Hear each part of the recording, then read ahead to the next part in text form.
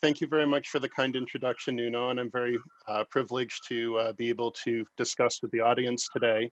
For the purposes of this talk, I was asked to discuss some of the challenges that we face in developing therapeutics for longevity, and so that's kind of the scope of what I'd like to cover.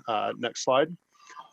In terms of a specific breakdown, one of the most exciting areas we think in the aging space is senolytic therapy, so we're going to discuss that a little bit.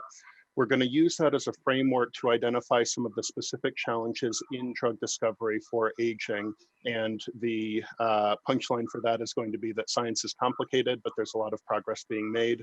And then finally, we'll share a few of our thoughts on some of the options for early adoption in the radical life extension space. Next slide.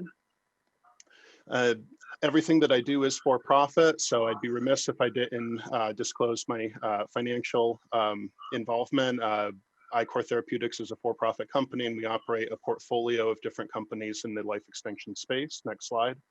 And we also receive financial support from a variety of foundations, venture capital groups, investors, and so on. So I'd like to disclose that before diving in. Next slide. So probably one of the hottest areas in longevity science today is this idea of senolytic therapy. Next slide. And what senescence is a state of permanent arrest of cellular proliferation. So throughout the body, we have cells, we're made up of cells, and those cells are able to divide to repair damaged tissue in response to injury and stress and so forth.